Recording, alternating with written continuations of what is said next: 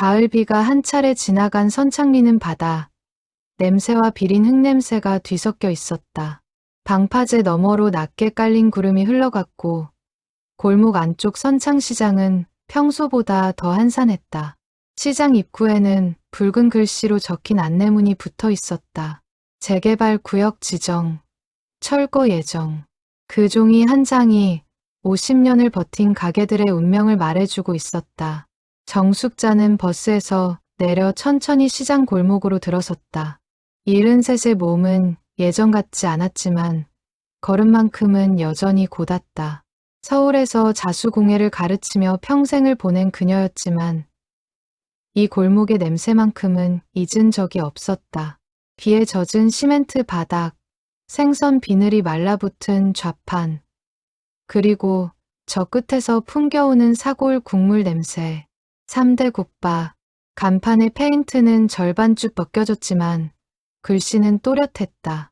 정숙자는 잠시 그 앞에 멈춰 섰다. 50년 전, 이 자리에 처음 왔을 때도 간판은 똑같은 자리에 걸려 있었다. 그때는 이대 사장이 끓이던 가게였고 지금은 손녀가 솥을 맡고 있다고 했다. 시장 골목을 따라 늘어선 가게들은 절반 이상이 셔터를 내린 채였다. 어물전 자리에는 먼지 쌓인 진열대만 남아 있었고 포목점이 있던 자리는 이미 헐려 빈터가 되어 있었다. 정숙자는 그 빈터를 지나며 잠시 걸음을 멈추었다. 저곳이 한때 자신이 일하던 자수방이었다는 사실을 이제는 이 골목에서 그녀 한 사람만이 기억하고 있을 터였다. 세월은 가게의 흔적뿐 아니라 그 안에 머물던 사람들의 이름까지 함께 지워버린 듯했다. 서울에 있는 딸에게는 동창회에 다녀온다고만 말해두었다. 굳이 이 골목 이야기를 꺼내고 싶지 않았다. 딸은 어머니의 젊은 시절을 거의 알지 못했다. 정숙자 스스로도 오랫동안 그 시절을 묻어두고 살아왔으니 새삼 꺼낼 이유가 없다고 여겼다. 그러나 가게가 철거된다는 소식을 들은 그날 밤, 그녀는 오랜만에 잠을 이루지 못했다. 문을 열고 들어서자 익숙한 김이 얼굴을 덮었다. 가게 안은 좁았다. 낡은 나무 식탁 6개와 벽에 붙은 빛바랜 메뉴판, 그리고 구석 라디오에서 흘러나오는 낮은 트로트 가락. 주인 한도연이 국자를 든 채 고개를 들었다. 어서 오세요. 할머니, 혼자세요? 정숙자는 고개를 끄덕이고 창가 자리에 앉았다. 창밖으로 시장 골목이 보이는 자리였다. 50년 전에도 그녀는 늘 이 자리에 앉았다. 그때는 창가 자리가 좁은 나무 의자 하나뿐이었는데 지금은 플라스틱 의자로 바뀌어 있었다. 변한 것과 변하지 않은 것 사이에서 그녀는 잠시 숨을 골랐다. 국밥 하나 주세요. 깍두기 많이요. 한도연이 웃으며 솥으로 돌아갔다. 정숙자는 가방에서 작은 천 주머니를 꺼내 식탁 위에 올렸다. 손수자수를 놓은 주머니였다. 매와 무늬 사이로 가늘게 새겨진 2 글자가 있었지만 오래되어 실이 닳아 알아보기 어려웠다. 그녀는 그것을 손끝으로 가만히 쓸어보았다. 가게가 문을 닫는다는 소식을 들은 건 1달 전이었다. 고향 친구의 전화였다. 정숙자는 그 말을 듣는 순간 이상하게도 발걸음이 이끌리듯 이곳으로 향하게 되었다. 누구에게도 설명할 수 없는 끌림이었다. 어쩌면 마지막으로 이 골목의 냄새를 맡고 싶었는지도 모른다. 어쩌면 마음 깊은 곳에 묻어둔 어떤 얼굴을 다시 한번 떠올리고 싶었는지도 모른다. 그때 가게 문이 다시 열렸다. 빗방울을 털어내며 들어선 사람은 등이 살짝 굽은 노인이었다. 낡은 회색 점퍼의 손에는 작은 가방을 들고 있었다. 그는 가게 안을 둘러보다가 창가 옆자리, 정숙자가 앉은 식탁 바로 옆자리에 앉았다. 국밥 하나요. 따뜻하게. 낮고 차분한 목소리였다. 정숙자는 곁눈으로 그를 한번 보았다. 흰머리가 가득한 머리, 깊게 팬 눈가의 주름, 그리고 손등에 자리한 오래된 화상 흔적 같은 무늬. 어디선가 본 적 있는 듯한 느낌이 들었지만 그녀는 그저 동네 노인일 거라 생각하고 시선을 거두었다. 박만수는 자리에 앉으며 가방을 무릎 위에 올렸다. 가방 안에는 낡은 손목시계 하나가 천에 쌓여 있었다. 그는 오늘 이 시장의 마지막 모습을 보러 왔다. 한때 그의 시계방이 있던 건물도 이미 절반쯤 철거되어 있었다. 그 자리를 둘러보고 나니 다리가 절로 이 국밥집으로 향했다. 배가 고파서라기보다는 무언가 마무리하지 못한 일을 끝내야 할 것 같은 기분 때문이었다. 5년 전 아내를 먼저 보내고 나서 박만수는 혼자 지내는 시간이 길어졌다. 자식들은 도시에서 자리를 잡았고 명절에나 얼굴을 비추었다.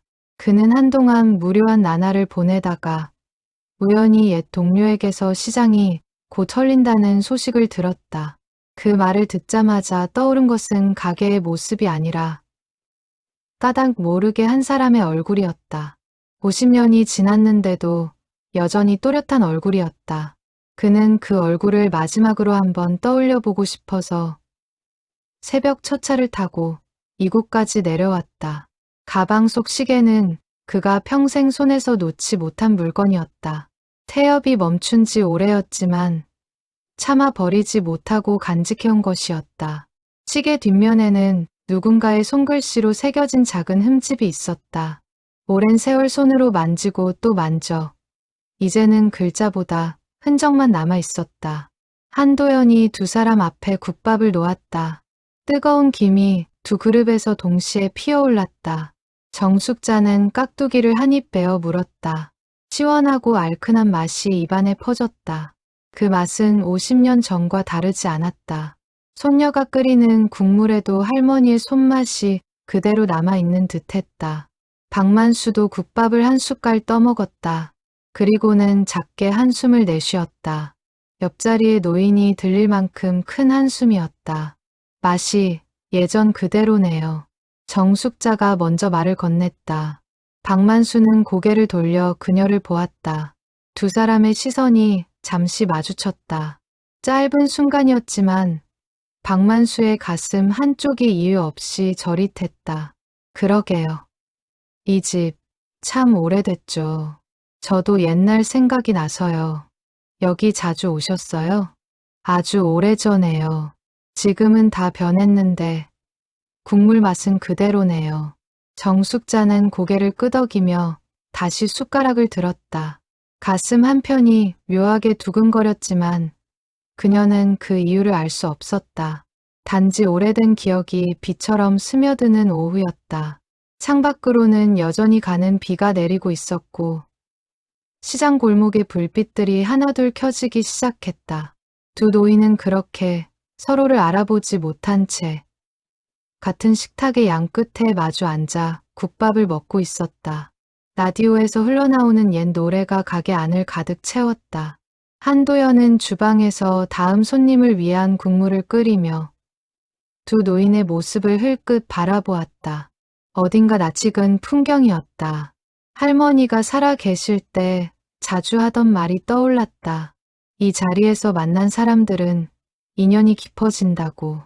한도연은 픽 웃으며 다시 솥으로 시선을 돌렸다. 그녀는 알지 못했다. 오늘이 50년 묵은 이야기가 다시 시작되는 날이라는 것을. 정숙자는 천천히 국밥을 비워갔다. 그릇 바닥이 보일 때쯤 그녀는 옆자리 노인이 자신과 비슷한 속도로 식사를 맞춰가고 있다는 것을 알아차렸다. 묘하게 마음이 편안해졌다. 낯선 사람과 나란히 앉아 같은 그릇을 비우는 일이 오늘만큼은 외롭지 않았다. 그녀는 문득 이런 평온함을 느낀 것이 참으로 오랜만이라는 생각이 들었다. 이 동네 곧 다 헐린다면서요. 박만수가 다시 입을 열었다. 정숙자는 숟가락을 내려놓으며 고개를 끄덕였다. 네, 다음 달이면 이 가게도 문을 닫는다고 하더라고요. 그래서 한 번 더 와봤어요. 저도 그래서 왔습니다. 뭐랄까, 마지막 인사라도 해야 할 것 같아서요. 두 사람 사이에 잠시 침묵이 흘렀다. 창밖으로는 가는 빗줄기가 가로등 불빛 아래 반짝이며 떨어지고 있었다. 시장 골목의 끝에서 누군가 셔터를 내리는 소리가 둔하게 울렸다. 그 소리는 마치 오래된 시간 하나가 닫히는 신호처럼 들렸다. 정숙자는 자신의 마음 한구석이 왜 이렇게 술렁이는지 알 수 없었다. 단지 낡은 식당의 온기와 옆자리, 노인의 낮은 목소리가 오래전 잊었다 믿었던 어떤 계절을 조용히 흔들어 깨우고 있었다. 그녀는 창밖을 바라보며 천천히 숨을 내쉬었다. 그리고 마음속으로 되물었다. 이 낯선 끌림은 대체 어디에서 오는 것일까? 한도연이 두 사람의 빈 그릇을 치우러 다가왔다. 그녀는 정숙자의 식탁 위에 놓인 천 주머니를 보고 잠시 시선을 멈추었다. 할머니, 이 주머니 직접 만드신 거예요? 자수가 참 곱네요. 정숙자는 살짝 웃으며 주머니를 손에 쥐었다. 옛날에 자수 가르치는 일을 했었거든요. 손이 굳어서 요즘은 잘 못 놓지만, 와, 자수 선생님이셨구나. 저희 할머니도 옛날에 이 시장에서 옷감 가게를 하셨었대요. 그때 자수 잘 놓는 손님이 자주 오셨다고 하시던데. 정숙자의 가슴이 잠시 덜컥했다. 그러나 흔한 이야기일 뿐이라 여기며 다시 마음을 가다듬었다. 50년이라는 시간 속에서 이 골목을 거쳐간 자수 솜씨 좋은 손님이 어찌 자기 한 사람뿐이었겠는가. 그녀는 그저 고개를 끄덕이며 찻잔을 들었다. 박만수는 그 대화를 곁에서 듣고 있었다. 자수, 라는 말이 귀에 걸렸다. 그는 애써 무심한 표정을 지으며 식탁 위 수저를 정리했다.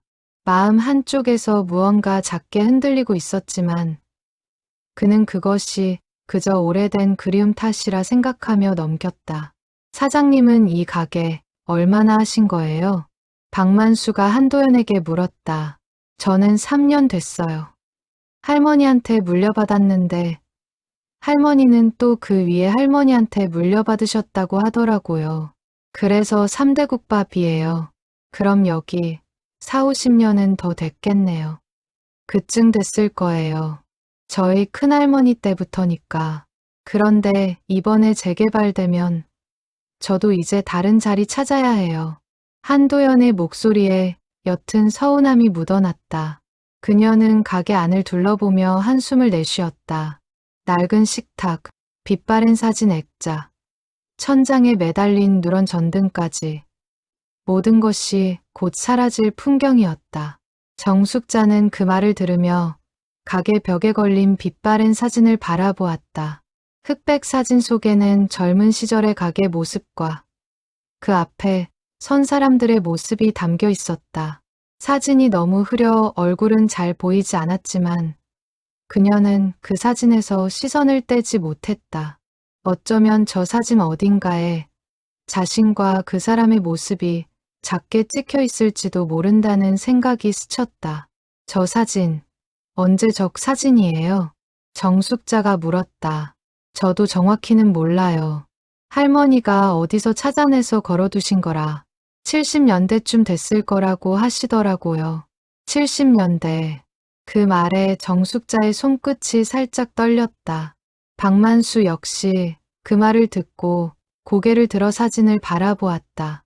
흐릿한 사진 속 가게 앞에 줄지어 앉은 손님들의 모습이 보였다.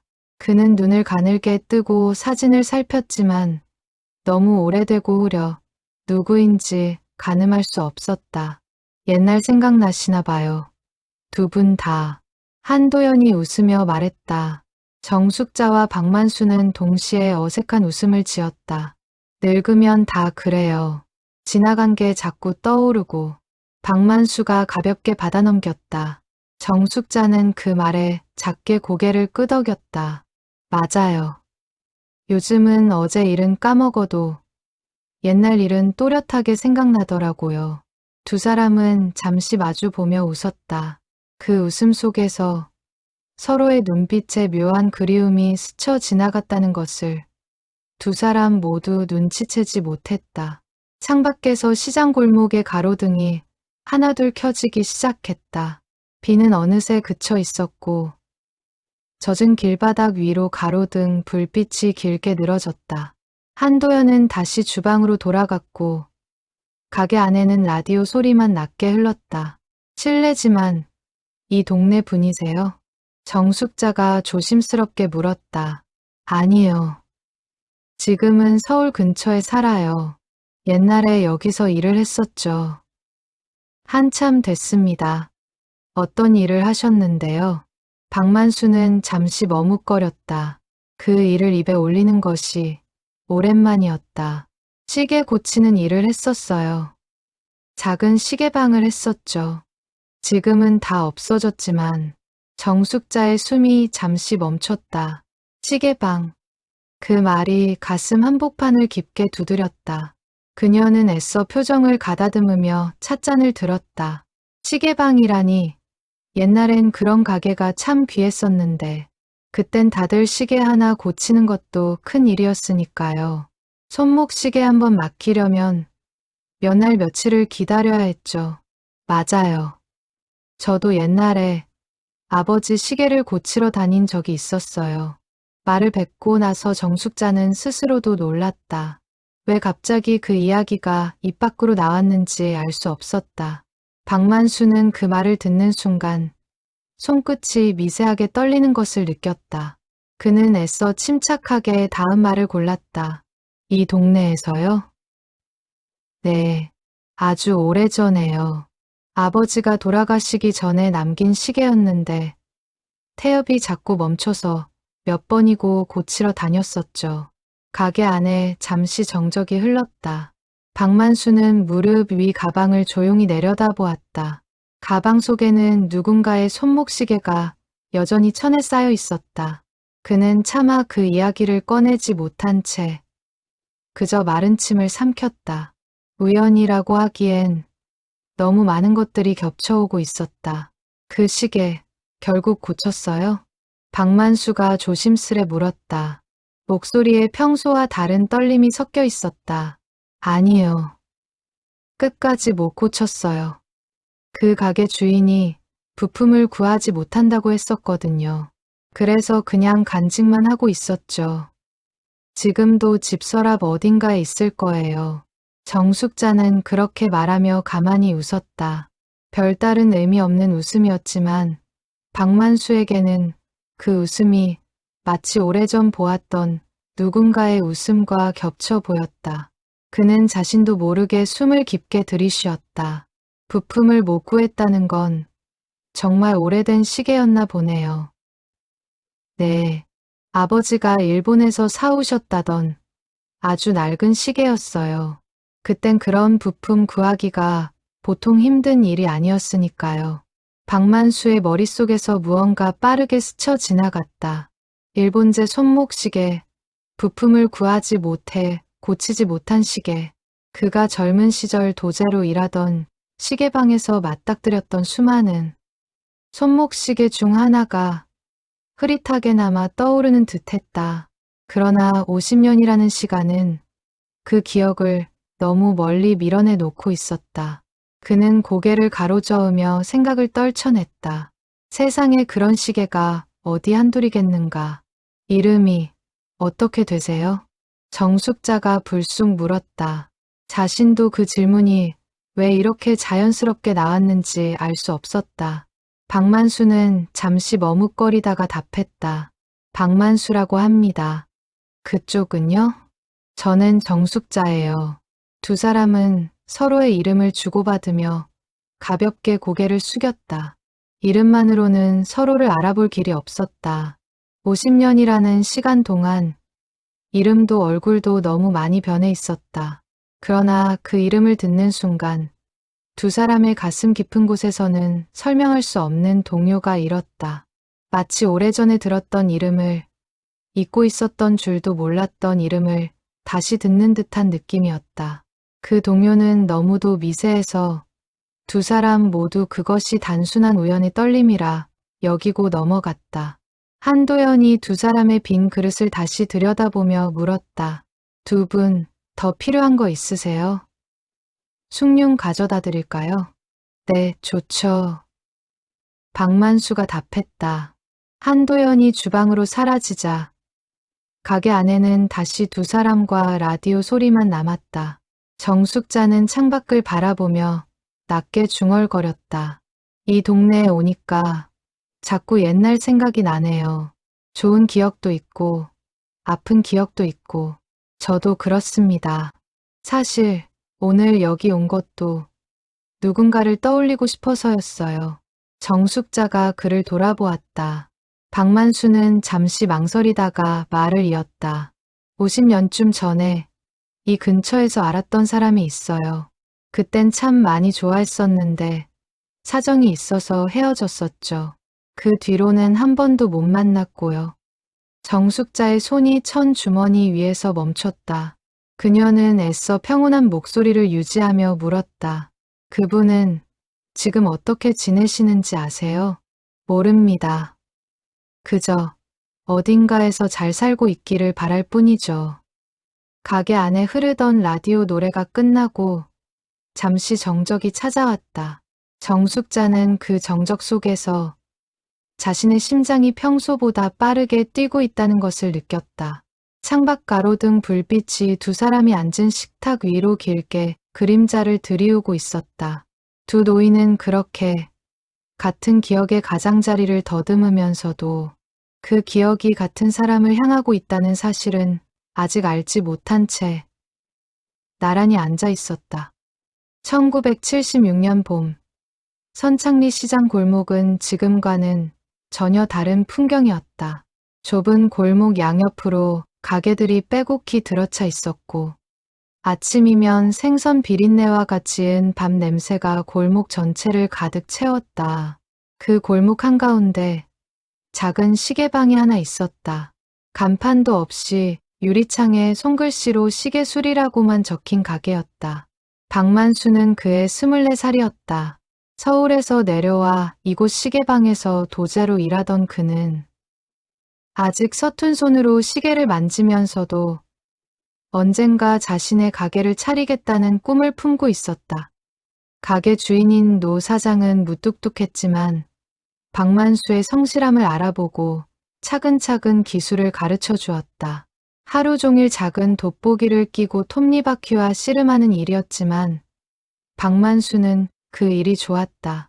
멈춘 시간을 다시 움직이게 만드는 일이라고 생각하면 손끝이 절로 신중해졌다. 그해 봄 어느 날, 한 여인이 가게 문을 열고 들어왔다. 손에는 낡은 손목시계 하나를 들고 있었다. 23살의 정숙자였다.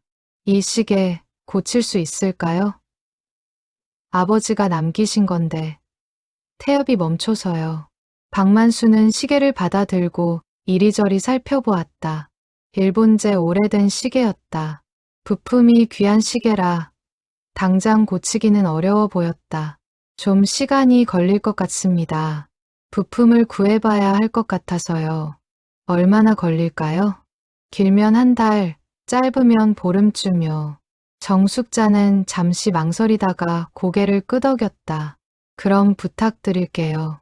급한 건 아니니까 천천히 봐주셔도 돼요. 그녀가 가게를 나서는 모습을 박만수는 한동안 바라보았다. 단정한 걸음걸이와 시계를 맡기며 보였던 조심스러운 손길이 묘하게 마음에 남았다. 그는 그날 저녁 평소보다 더 오래 그 시계를 들여다보았다. 정숙자는 그 무렵 시장 안작은 자수방에서 일하고 있었다. 어머니와 함께 살며 손끝의 재주로 생계를 이어가던 시절이었다. 아버지가 돌아가신 후 집안의 형편은 점점 어려워지고 있었다. 그녀는 매일 아침 자수방으로 나가 저녁까지 바느질을 했고 그 와중에도 아버지가 남긴 시계만큼은 어떻게든 고치고 싶었다. 그것이 아버지를 기억하는 유일한 방법이라 여겼기 때문이다. 보름 후 정숙자는 시계방을 다시 찾았다. 박만수는 그녀를 보자 반가운 기색을 감추지 못했다. 부품을 구했습니다. 시간이 좀 걸렸는데 다행히 맞는 걸 찾았어요. 그는 시계를 건네며 태엽을 감아 보였다. 멈췄던 시계가 다시 째깍거리며 움직이기 시작했다. 정숙자의 눈이 순간 환해졌다. 정말 고쳐졌네요. 감사합니다. 정말로. 별 말씀을요. 아버님 시계라니 더 신경 써서 봤습니다. 그날 이후 정숙자는 종종 시계방 앞을 지나며 가볍게 인사를 건넸다. 박만수 역시 그녀가 지나가는 시간이 되면 괜스레 가게 문 앞을 정리하곤 했다. 두 사람의 만남은 그렇게 작은 우연들이 겹쳐지며 시작되었다. 여름이 되자 두 사람은 자연스럽게 가까워졌다. 시계방 일이 끝나는 저녁이면 박만수는 종종 자수방 앞을 지나며 정숙자를 기다렸다. 둘은 시장 골목 끝 3대 국밥에서 자주 마주 앉아 국밥을 나누어 먹었다. 가난한 형편에 둘 다 넉넉지 않았지만 따뜻한 국물 한 그릇이면 충분히 행복한 저녁이었다. 나중에 내 가게를 차리면 가게 앞에 작은 화단을 만들 거예요. 시계 고치러 오는 손님들이 꽃 보면서 기다릴 수 있게요. 박만수가 국밥을 먹으며 말했다. 정숙자는 그 말에 웃음을 터뜨렸다. 시계방에 화단이라니 만수 씨답네요. 숙자 씨는요? 나중에 뭘 하고 싶어요? 저는 자수 가르치는 선생님이 되고 싶어요. 아이들한테 바느질 가르치면서 작은 학원 하나 차리고 싶어요. 두 사람은 그렇게 서로의 꿈을 나누며 저녁을 보냈다. 가난했지만 미래에 대한 작은 그림들이 두 사람 사이를 따뜻하게 채워주었다. 시장 골목의 가로등 아래 두 사람은 손을 맞잡고 걸으며 같은 꿈을 꾸었다. 그 누구도 그 시절이 오래가지 못할 것이라고는 짐작하지 못했다. 그저 작은 국밥 한 그릇과 서로를 향한 믿음만으로도 충분히 넉넉한 저녁이었다. 가끔 두 사람은 일이 끝난 늦은 오후 방파제까지 함께 걸어가곤 했다. 노을이 바다 위로 붉게 내려앉을 때면 박만수는 늘 같은 말을 했다. 이 노을 색깔 숙자씨 자수에 한번 담아봐요. 분명 예쁠 거예요. 노을은 자수로 담기엔 너무 빨리 변해서 어려워요. 그래도 한번 해볼게요. 정숙자는 그 말을 진심으로 받아들였다. 그날 이후 그녀는 틈틈이 노을빛을 닮은 색시를 모았고 작은 손수건 한 귀퉁이에 저녁 하늘을 닮은 무늬를 놓기 시작했다. 그 손수건이 훗날 어떤 의미를 지니게 될지 그때는 알지 못했다. 시장 사람들도 차츰 두 사람의 사이를 눈치채기 시작했다. 국밥집 주인 이대 사장은 두 사람이 나란히 앉을 때마다 짐짓 모른 척 더 큰 그릇에 국밥을 퍼주었고 자수방 동료들은 정숙자가 콧노래를 흥얼거리며 일하는 모습을 보고 웃음을 참지 못했다. 가난한 살림 속에서도 그 시절의 골목은 두 사람의 작은 행복을 함께 지켜봐 주는 따뜻한 울타리였다. 누구 하나 큰 소리로 축하해주지는 않았지만 그 무언의 응원이 두 사람에게는 충분한 힘이 되었다. 가을이 깊어갈 무렵 박만수는 정숙자에게 작은 손목시계 하나를 선물했다. 자신이 손수 고친 낡았지만 정성스레 다듬은 시계였다. 내가 만든 건 아니지만 내 손으로 고친 거예요. 이거 차고 다니면 내가 항상 곁에 있는 거라고 생각해줘요. 정숙자는 그 시계를 받아 들고 한참을 바라보았다. 그리고 그날 밤 집으로 돌아가 작은 손수건에 두 사람의 이름 첫 글자를 메와 무늬 속에 몰래 숨겨 수놓았다. 누구에게도 들키지 않게 아주 작은 자수였다. 그녀는 그 손수건을 다음 날 박만수에게 건넸다. 이거 내가 만든 거예요. 그냥 마음의 표시예요. 박만수는 손수건을 받아 들고 환하게 웃었다. 그 웃음 속에 담긴 행복을 두 사람 모두 오래 간직하고 싶어 했다. 그러나 행복이란 것은 때로 너무 일찍 그림자를 들이우는 법이었다. 그해 겨울 정숙자의 집안에는 감당하기 힘든 빚더미가 들이닥치고 있었다. 정숙자의 아버지는 살아계실 때 작은 어선 한 척을 마련하려고 동네 사람에게 큰돈을 빌린 적이 있었다.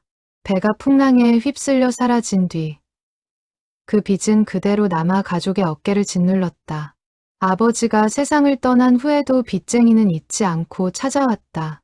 정숙자의 어머니는 매번 머리를 조아리며 시간을 더 달라고 빌었지만 빚쟁이의 인내심도 점점 바닥나고 있었다. 그해 겨울 초 빚쟁이는 마지막 통보를 가지고 집을 찾아왔다. 돈을 갚지 못하면 집을 내놓으라는 것이었다. 정숙자의 어머니는 그 말을 듣고 며칠을 알아누웠다.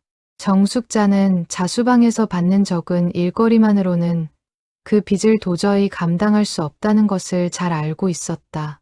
그러던 어느 날 동네에서 어물 도매업을 크게 하는 집안에서 중매가 들어왔다.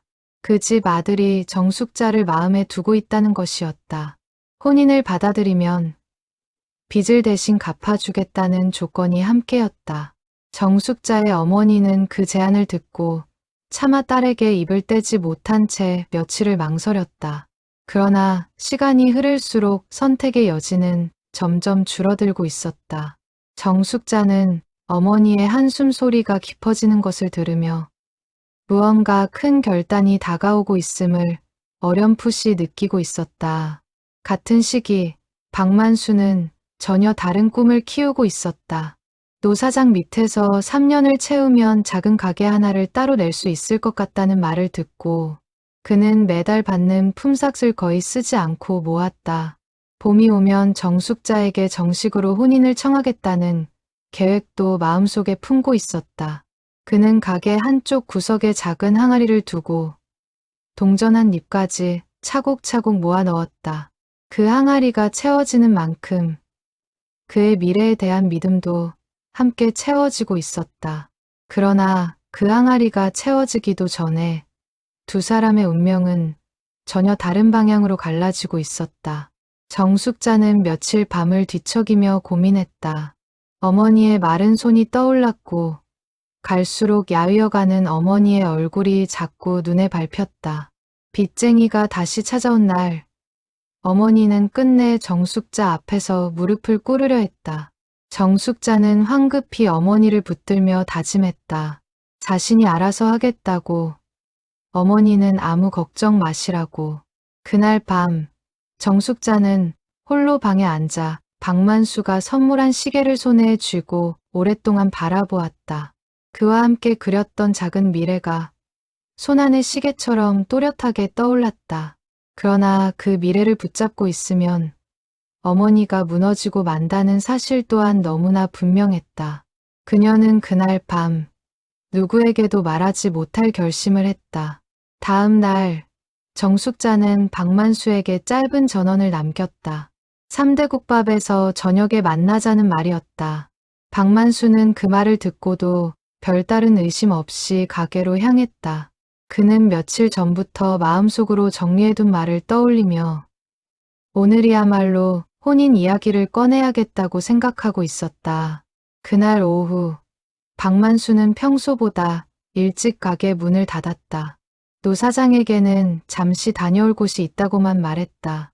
그는 시장 어귀 포목점에 들러 작은 놀이개 하나를 골랐다. 정숙자에게 청혼하며 건네줄 작은 선물이었다. 넉넉한 형편은 아니었지만 그는 몇 달 동안 모아둔 돈을 아낌없이 썼다. 가게로 걸어가는 내내 그의 발걸음은 가벼웠다. 그는 오늘 밤이 두 사람의 인생에서 가장 행복한 밤이 될 것이라 믿어 의심치 않았다. 가게에 도착했을 때 정숙자는 이미 창가 자리에 앉아 있었다. 그녀의 얼굴이 평소와 다르게 굳어 있다는 것을 박만수는 한눈에 알아차렸다. 무슨 일 있어요? 얼굴이 안 좋아 보여요. 정숙자는 애써 미소를 지으며 고개를 저었다. 아니에요. 그냥 오늘은 국밥이나 같이 먹고 싶어서요. 두 사람은 평소처럼 국밥을 시켰지만 정숙자는 숟가락을 거의 들지 않았다. 박만수는 그 모습을 보며 점점 불안해졌다. 한참의 침묵 끝에 정숙자가 먼저 입을 열었다. 만수 씨, 저 드릴 말씀이 있어요. 네, 말해요. 저 다음 달에 혼인하기로 했어요. 어물 도매하는 집 아들이에요. 가게 안의 시간이 순간 멈춘 듯했다. 박만수는 자신이 잘못 들은 것이 아닌가 싶어 정숙자를 바라보았다. 그러나 그녀의 표정은 흔들림 없이 단단했다. 갑자기 그게 무슨 말이에요? 우리 봄에 혼인 이야기하기로 했잖아요. 그땐 제가 잘못 생각했었나 봐요. 죄송해요. 숙자 씨, 나 보고 똑바로 말해요. 무슨 일이 있는 거예요? 정숙자는 차마 박만수의 눈을 마주 보지 못했다. 빚 이야기를, 어머니 이야기를 꺼내면 박만수가 자신을 위해 무리한 선택을 할 것이 분명했다. 가난한 시계방 도제가 무엇을 할 수 있겠는가. 그녀는 그가 자신 때문에 짓눌리는 것을 원하지 않았다. 그래서 그녀는 가장 잔인한 거짓말을 선택했다. 사실은 그쪽 집안이 훨씬 형편이 좋아서요. 저도 이제 편하게 살고 싶어요. 만수 씨랑은 그냥 잠깐의 인연이었던 것 같아요. 말을 뱉는 순간 정숙자의 가슴은 갈라지는 듯했다. 그러나 그녀는 끝까지 표정을 무너뜨리지 않았다. 박만수의 얼굴이 점점 하얗게 변해갔다. 그게 진심이에요? 네, 진심이에요. 박만수는 한동안 아무 말도 하지 못했다. 그는 천천히 가방에서 작은 손수건을 꺼냈다. 정숙자가 그에게 선물했던 노을빛 자수가 놓인 그 손수건이었다. 그럼 이것도 필요 없겠네요. 그는 손수건을 식탁 위에 내려놓았다. 정숙자는 그것을 차마 손에 쥐지 못한 채 그저 고개를 떨구었다. 가지고 계세요. 그냥 정리하는 셈으로요. 박만수는 자리에서 일어났다. 그의 손끝이 떨리고 있었지만 그는 애써 침착하게 가게 문을 향해 걸어갔다. 문 앞에서 그는 잠시 멈춰서서 뒤를 돌아보았다. 가게 안의 따뜻한 불빛과 식탁 위에 홀로 남은 정숙자의 굳은 어깨가 그의 눈에 마지막으로 새겨졌다. 행복하게 살아요. 숙자 씨. 그 말을 끝으로 박만수는 가게를 나섰다. 정숙자는 그가 사라진 문을 한참 동안 바라보다가 끝내 식탁 위에 엎드려 소리 없이 울었다. 한도 사장은 그 모습을 멀리서 지켜보며 차마 다가가지 못했다. 가게 안에는 식어버린 국밥 2그릇만이 덩그러니 남아 있었다. 그날 밤 정숙자는 박만수가 두고 간 손수건을 다시 주워 품에 안았다. 그녀는 그 손수건 한 귀퉁이에 숨겨둔 2사람의 이름 첫 글자를 떠올리며 자신이 한 거짓말이 얼마나 컸는지를 비로소 실감했다. 그러나 후회는 하지 않기로 했다. 적어도 어머니는 더 이상 무릎을 꿇지 않아도 되었으니까. 혼인 날짜는 빠르게 잡혔다. 정숙자의 어머니는 빚을 청산했다는 소식에 안도했지만 딸의 텅 빈 눈빛을 보며 마음 한구석이 무너졌다. 정숙자는 어머니에게도 끝내 진짜 이유를 말하지 못했다. 다만 혼인 전날 밤 그녀는 박만수가 고쳐준 손목시계를 손수건과 함께 작은 나무함에 넣어 깊이 숨겨두었다. 그것이 그녀가 그 시절과 작별하는 유일한 방식이었다. 박만수는 그날 이후 한동안 가게 문도 열지 못한 채 방 안에 틀어박혔다. 노 사장은 그런 그를 묵묵히 지켜보며 별다른 말을 건네지 않았다. 다만 어느 날 박만수가 모아두었던 항아리 속 동전을 모두 꺼내 어딘가에 흩어 써버렸다는 것을 노 사장만이 조용히 알고 있었다. 미래를 향해 쌓아왔던 작은 믿음이 그렇게 한순간에 흩어져 버린 것이었다. 정숙자의 혼인식이 있던 날 박만수는 일부러 가게 문을 닫고 방파제로 향했다. 그는 멀리서 들려오는 풍악 소리를 애써 외면하며 바다를 향해 오랫동안 서 있었다. 손에는 그녀가 만든 손수건이 쥐어져 있었다. 그는 그것을 바다에 던져버릴까 몇 번이고 고민했지만 끝내 그러지 못했다. 파도 소리가 그의 발치까지 밀려왔다가 다시 멀어지는 동안 그는 손수건을 쥔 손에 더욱 힘을 주었다. 대신 그는 그 손수건을 시계방 작업대 깊은 서랍 속에 넣고 다시는 꺼내보지 않기로 마음먹었다. 그러나 그 다짐은 50년이 지나도록 단 한 번도 제대로 지켜지지 못했다. 그는 매년 같은 계절이 돌아올 때마다 몰래 그 서랍을 열어보곤 했다. 세월이 흐르며 노 사장은 가게를 정리했고 박만수는 다른 도시로 옮겨가 작은 시계방을 새로 차렸다. 몇 해가 지난 뒤 그는 집안의 권유로 다른 여인과 혼인했다. 성실하고 다정한 아내였다. 그는 아내를 진심으로 아끼며 살았지만 마음 깊은 곳 어딘가에는 늘 작은 빈자리가 남아 있었다. 그 빈자리의 이름을 그는 누구에게도 말하지 않았다. 가끔 새벽에 홀로 깨어 작업대 앞에 앉을 때면 그는 서랍 속 손수건의 존재를 떠올리며 조용히 한숨을 내쉬곤 했다. 정숙자 역시 혼인한 남편과 자식들을 키우며 묵묵히 살아갔다. 남편은 무뚝뚝했지만 나쁜 사람은 아니었다. 그녀는 어머니를 끝까지 모셨고 자식들을 번듯하게 키워냈다. 그러나 가끔 혼자 있는 밤이면 그녀는 나무함 속 손목시계를 꺼내 가만히 태엽을 만져보았다.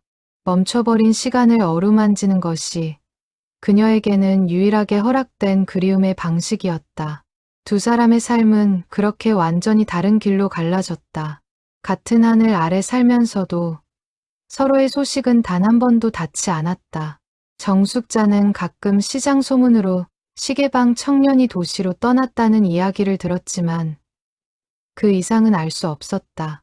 박만수 역시 정숙자가 어물도매상 며느리가 되어 잘 살고 있다는 소문을 한두 번 전해 들었을 뿐 그녀가 어떤 마음으로 그 삶을 견뎌왔는지는 짐작조차 하지 못했다.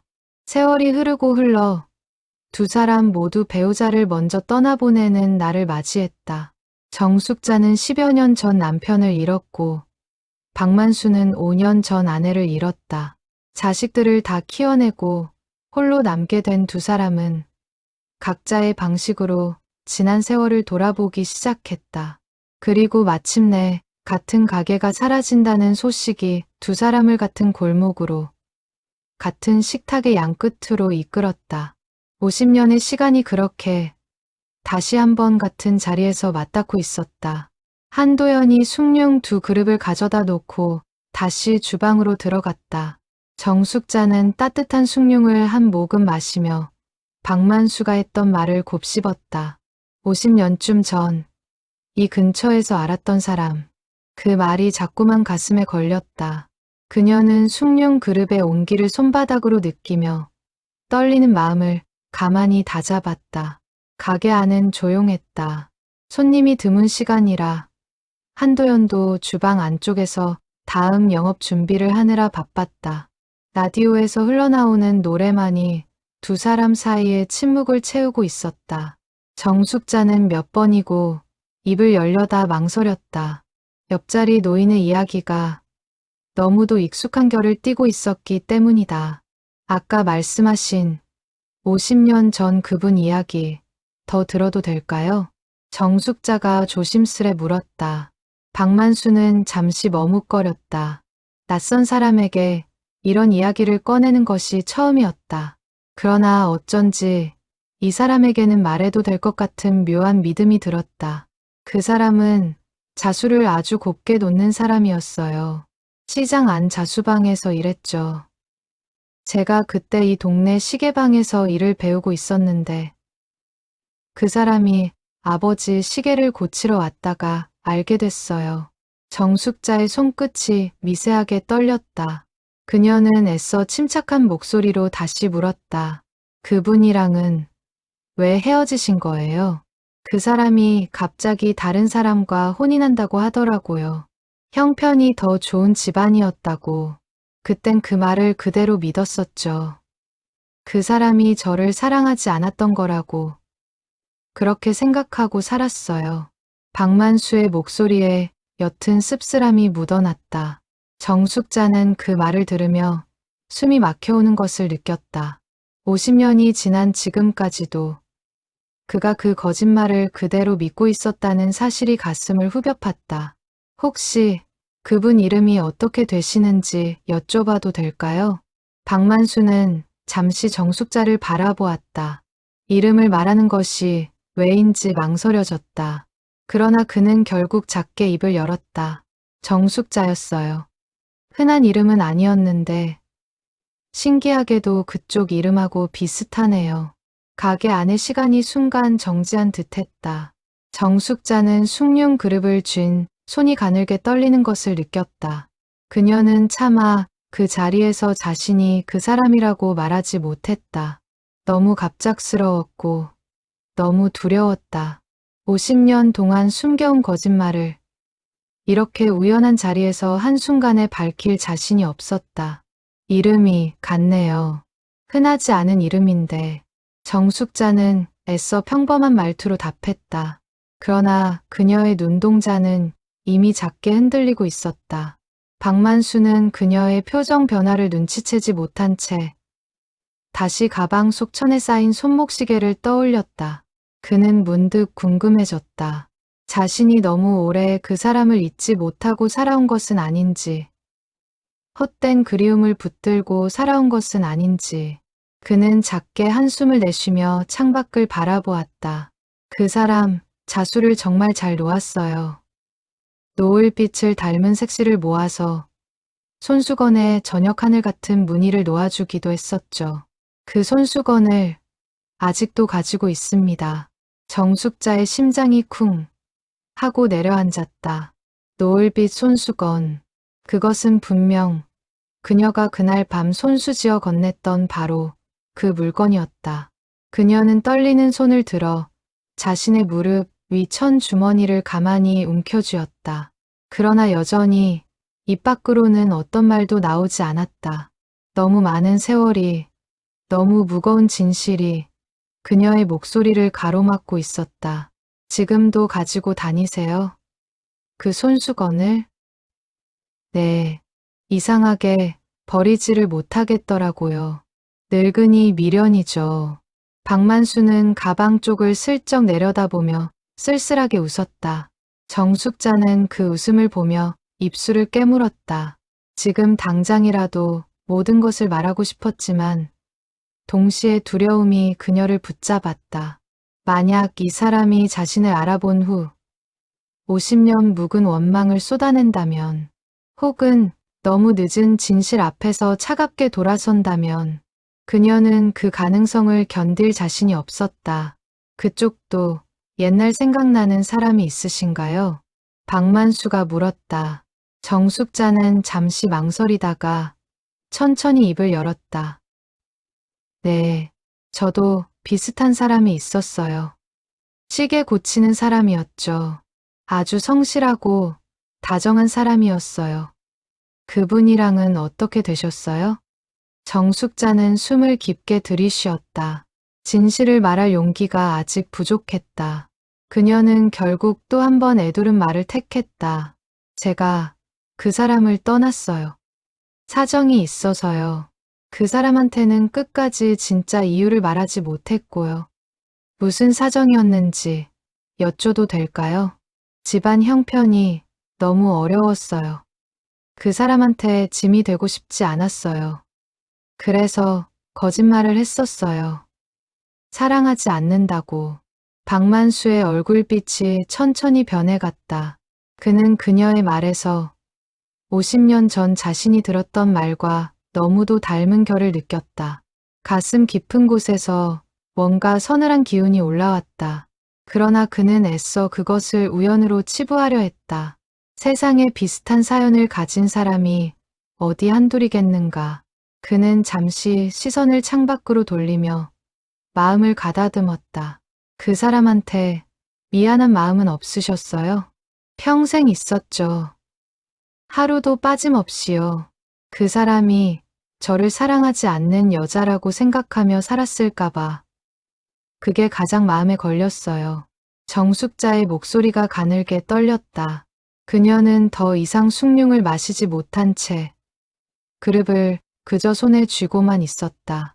박만수는 그 말을 들으며 묘한 기시감에 휩싸였다. 같은 말을, 같은 결의 마음을 너무도 닮은 모양으로 듣고 있었다. 그는 애써 가볍게 웃으며 화제를 돌리려 했지만 마음 한쪽에서는 자꾸만 의문이 솟아났다. 우연이라는 단어로는 더 이상 이 감정을 다 설명할 수 없을 것 같았다. 그 사람 혼인은 잘하셨대요.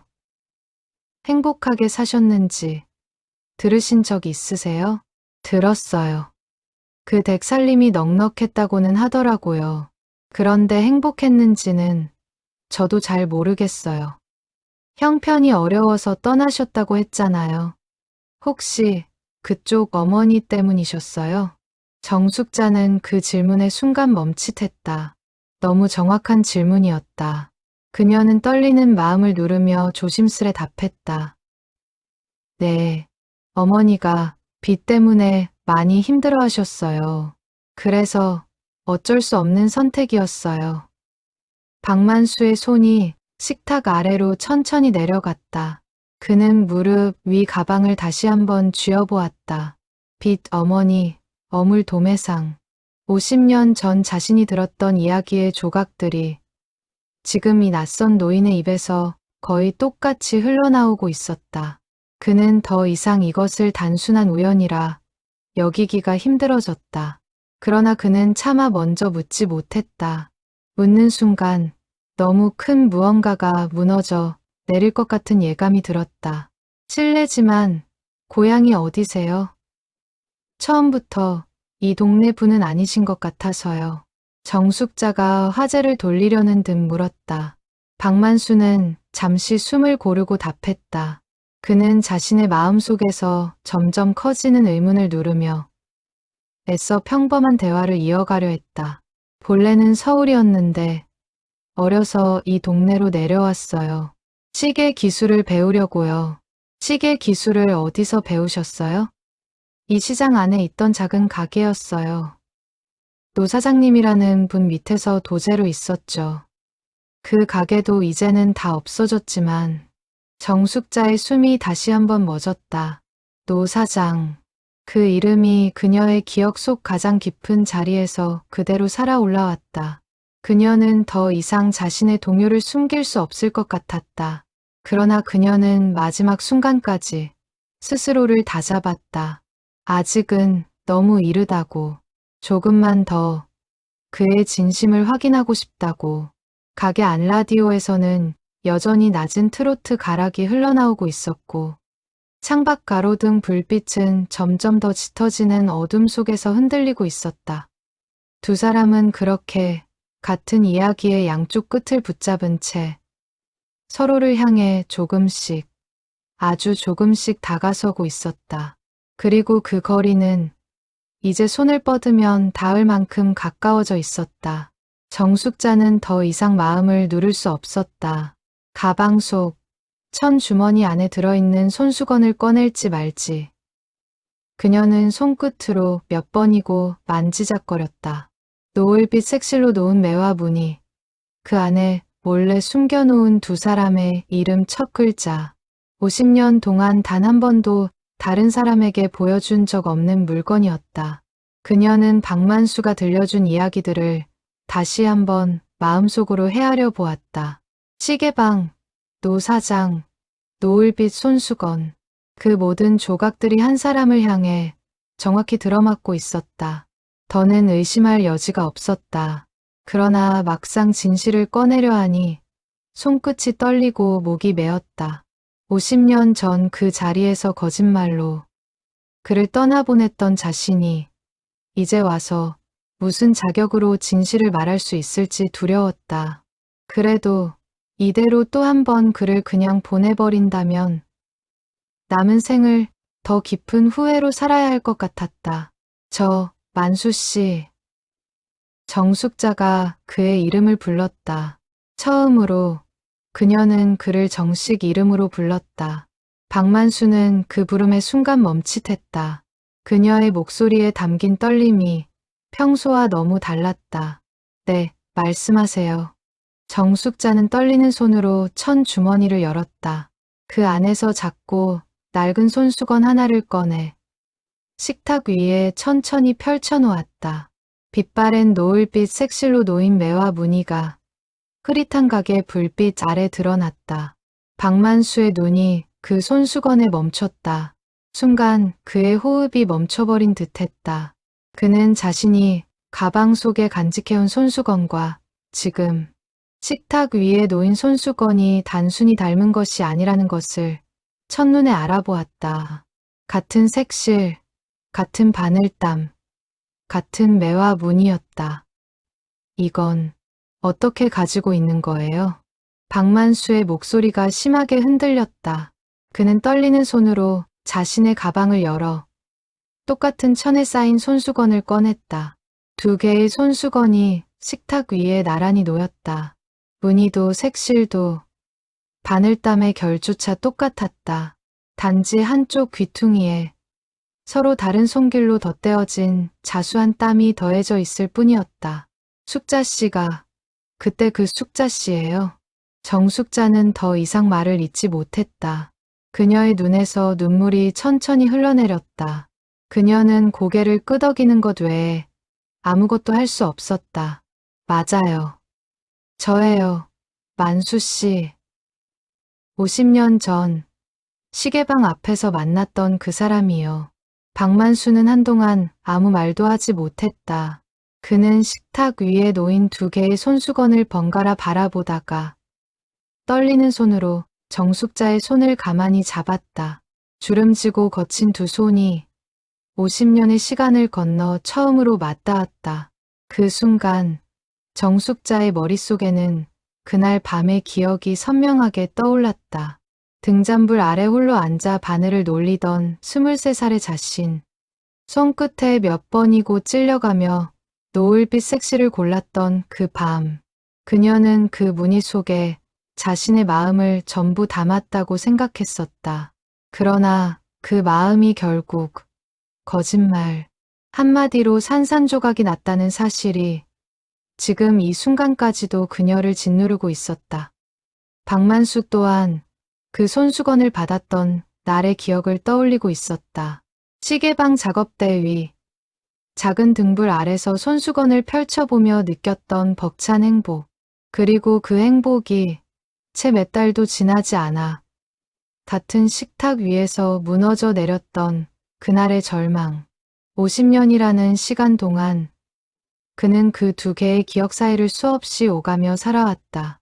시계를 고치다가도 문득 손끝이 멈추고 그 노을빛 무늬가 눈앞에 어른거리는 날이 적지 않았다. 아내에게도 차마 말하지 못한 혼자만의 무거운 짐이었다. 왜, 이제야 말해요. 왜 그동안 한 번도 찾아오지 않았어요. 그의 목소리에는 원망이 아니라 깊은 회한이 담겨 있었다. 정숙자는 눈물을 닦으며 천천히 입을 열었다. 미안해요. 정말 미안해요. 그때 제가 한 말 다 거짓말이었어요. 형편이 좋아서 떠난 게 아니었어요. 어머니가 진 빚 때문에 어쩔 수 없이 그 집안 혼인을 받아들여야 했어요. 만수 씨한테 짐이 되는 게 너무 싫었어요. 그래서 사랑하지 않는다고 거짓말을 했어요. 박만수의 손이 가늘게 떨렸다. 50년 동안 마음에 품고 있던 원망과 그리움이 한순간에 뒤섞여 솟아올랐다. 그는 한참 동안 말을 잇지 못한 채 그저 정숙자의 손을 꽉 쥐고 있었다. 그 말을 그대로 믿고 살았어요. 평생을요. 그쪽이 나를 사랑하지 않았다고 그렇게 믿고 마음 한쪽을 닫아버리고 살았어요. 아내한테도 자식들한테도 그 마음의 빈자리를 들킬까봐 늘 조심했었죠. 미안해요. 그 말이 만수 씨를 자유롭게 해줄 거라고 생각했어요. 저 때문에 가난한 삶에 묶여있길 바라지 않았어요. 그땐 그게 제가 할 수 있는 가장 큰 사랑이라고 믿었어요. 정숙자의 목소리가 흔들리며 끊어졌다. 박만수는 그녀의 손을 더욱 꽉 쥐며 천천히 고개를 가로저었다. 숙자 씨, 그건 나한테 물어봤어야 할 일이에요. 나 혼자 그 무게를 짊어질 수 있었는지 한 번이라도 물어봤어야죠. 나는 그때 무엇이든 견딜 수 있었을 거예요. 그쪽 어머니 빚이라면 같이 일해서 갚아나가자고 했을 거예요. 알아요. 이제는 알아요. 그땐 너무 두려웠어요. 어머니가 무너지는 걸 볼 자신이 없었고, 만수 씨가 저 때문에 짓눌리는 것도 볼 자신이 없었어요. 두 가지 두려움 중에서 저는 제 마음을 버리는 쪽을 택했던 거예요. 가게 안에는 무거운 침묵이 흘렀다. 한도연은 주방에서 그 모습을 지켜보다가 조용히 라디오 소리를 줄였다. 무언가 중요한 순간이 벌어지고 있다는 것을 그녀는 직감으로 느꼈다. 창밖으로는 어느새 비가 다시 내리기 시작했고 가로등 불빛이 빗줄기 사이로 부드럽게 흩어지고 있었다. 박만수는 식탁 위 두 개의 손수건을 가만히 포개어 놓았다. 50년 동안 따로 떨어져 있던 두 조각이 마침내 한자리에 모인 듯했다. 그래도 이렇게 다시 만났네요. 늦었지만, 네, 늦었지만요. 두 사람은 서로의 눈을 마주보며 오랫동안 참아왔던 눈물을 함께 흘렸다. 가게 안 낡은 식탁 위로 두 개의 손수건과 두 사람의 맞잡은 손이 따뜻한 불빛 아래 놓여 있었다. 50년이라는 시간이 그 작은 식탁 위에서 비로소 하나로 이어지고 있었다. 마치 끊어졌던 실한 가닥이 누군가의 손길로 다시 단단히 메어지는 듯한 순간이었다. 한도연은 멀찍이서 그 모습을 지켜보다가 자신도 모르게 눈가가 뜨거워지는 것을 느꼈다. 그녀는 조용히 두 사람에게 다가가 따뜻한 차 두 잔을 내려놓았다. 손님이 거의 없는 늦은 저녁이라 가게 안의 시간은 두 사람만을 위해 천천히 흐르고 있는 듯했다. 두 분 무슨 사연인지는 모르겠지만 차 좀 드세요. 천천히 얘기 나누시고요. 정숙자가 떨리는 목소리로 작게 답했다. 고마워요, 아가씨. 우리가 50년 만에 다시 만난 거예요. 한도연의 눈이 동그래졌다. 그녀는 잠시 말을 잃은 채 두 노인을 바라보다가 자신의 할머니가 했던 말을 다시 떠올렸다. 이 자리에서 만난 사람들은 인연이 깊어진다고.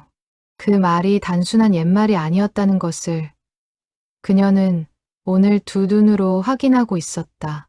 그녀는 잠시 자리를 비켜주려 했지만 두 사람은 오히려 그녀의 손을 잡으며 함께 있어 달라 청했다.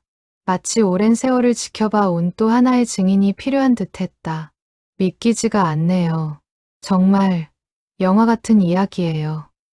우리도 아직 믿기지가 않아요.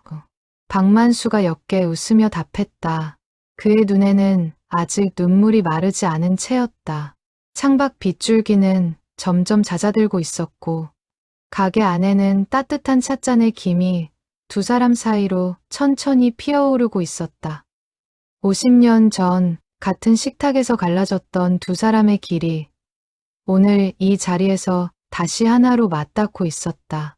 그 길의 끝에서 두 사람은 더 이상 혼자가 아니었다. 그것은 마치 오랫동안 멈춰있던 시계가 다시 째깍거리며 움직이기 시작하는 순간과도 같았다. 비는 어느새 완전히 그쳐 있었다. 가게 안 낡은 시계가 8시를 가리키고 있었다. 한도연은 다른 손님이 없는 것을 확인하고는 두 사람에게 조용히 자리를 더 내어주었다. 정숙자와 박만수는 식어버린 차를 사이에 두고 50년이라는 시간을 천천히 풀어내고 있었다. 창밖 가로등 아래로 젖은 시장 골목이 고요히 잠겨 있었다. 셔터를 내린 가게들 사이로 3대 국밥의 불빛만이 따뜻하게 새어나오고 있었다. 정숙자는 그 풍경을 잠시 바라보다가 다시 박만수를 향해 시선을 돌렸다. 50년 전 그날처럼 같은 창가에 앉아있는 두 사람이었다. 식탁 위에는 여전히 두 개의 손수건이 가만히 포개진 채 놓여 있었다. 두 사람 모두 그 손수건에서 손을 떼지 못한 채 이야기를 이어가고 있었다. 마치 그것을 놓는 순간 다시 서로를 잃어버릴지도 모른다는 불안이 마음 한구석에 남아있는 듯했다. 그동안 어떻게 사셨어요? 자세히 듣고 싶어요. 정숙자가 물었다. 박만수는 잠시 눈을 감았다가 천천히 입을 열었다. 숙자 씨를 떠나보낸 후로 한동안은 일에만 매달렸어요. 시계 고치는 일이 그때는 유일한 위로였죠. 며칠 후에 집안 어른들 소개로 지금의, 아니, 먼저 떠난 아내를 만났어요. 착한 사람이었어요. 저를 한 번도 의심하지 않고 평생 곁에 있어줬죠. 그런데도 저는 마음 한쪽을 완전히 열어주지 못했어요. 늘 어딘가 비어있는 자리가 있었거든요. 박만수는 잠시 말을 멈추고 창밖을 바라보았다. 빗물이 그친 거리에는 가로등 불빛만이 고요하게 내려앉아 있었다. 신혼 초에는 밤마다 그 서랍 속 손수건을 떠올리지 않으려고 일부러 더 늦게까지 일했어요. 그렇게라도 머릿속을 비워야 잠이 왔거든요. 아내는 그런 저를 보면서도 단 한 번도 캐묻지 않았어요. 그게 더 미안했어요. 차라리 화를 내줬으면 마음이 편했을지도 모르는데 정숙자는 그 말을 들으며 마음이 무거워졌다. 아내분께는 정말 죄송한 마음이 드네요.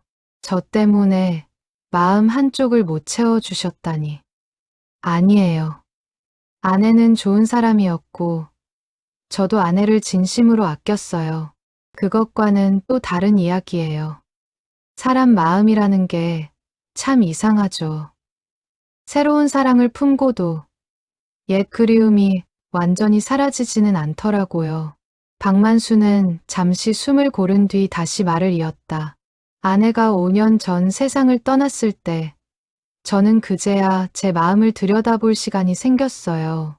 그러면서 자꾸 숙자 씨 생각이 나더라고요. 어디서 어떻게 살고 있을지, 행복했을지, 자식들은 잘 키웠을지. 그런데 동시에 원망도 떠나지 않았어요. 그쪽이 나를 그렇게 쉽게 버렸다는 원망이요. 정숙자는 그 말에 고개를 끄덕이며 눈물을 글썽였다. 그 원망 충분히 가지셔도 됐어요. 저는 그 원망조차 받을 자격이 없다고 생각했거든요. 그래서 한 번도 찾아갈 용기를 내지 못했어요. 저도 제 삶을 말씀드릴게요. 혼인하고 나서 처음 몇 해는 정말 힘들었어요. 남편은 무뚝뚝한 사람이었고 저를 사랑해서 혼인한 게 아니라는 걸 서로 잘 알고 있었으니까요. 그래도 아이들이 생기면서 조금씩 정이 붙었어요. 남편도 나름대로 가정에 충실한 사람이었고요. 저는 어머니를 모시고 아이들을 키우면서 만수 씨 생각은 깊은 곳에 묻어두려 애썼어요. 그런데 잘 안 되더라고요. 가끔 시계 수선 가게를 지나칠 때마다, 손목시계를 볼 때마다 자꾸 떠올랐어요. 정숙자는 잠시 숨을 고르며 말을 이었다. 명절마다 자식들 다 모이고 나면 혼자 방에 들어와 나무함을 열어보는 게 습관이 됐어요. 시계 태엽을 가만히 만져보면서 그 시절을 한 번씩 되짚어보는 거예요. 누구한테도 말 못할 비밀이었죠. 며칠 전 가게가 헐린다는 소식을 듣고도 제가 왜 그렇게 마음이 흔들렸는지 이제야 알겠어요. 남편분은 언제 떠나셨어요? 10년쯤 됐어요. 지병으로요. 떠나기 전에 저한테 그러더라고요. 평생 자기한테 다 주지 않은 마음 한쪽이 있었다는 거 알고 있었다고. 그런데도 괜찮았다고. 그만큼이라도 함께 해줘서 고마웠다고요. 박만수는 그 말을 들으며 깊은 한숨을 내쉬었다. 자식들은 몇이나 두셨어요? 딸 하나, 아들 하나예요. 딸은 서울에서 살고 아들은 지방에서 작은 사업을 하고 있어요. 둘 다 결혼해서 손주들도 봤고요. 다행히 큰 걱정 없이 자라줬어요. 어머니가 진 빚도 자식들 클 무렵엔 다 갚았고요. 잘 키우셨네요.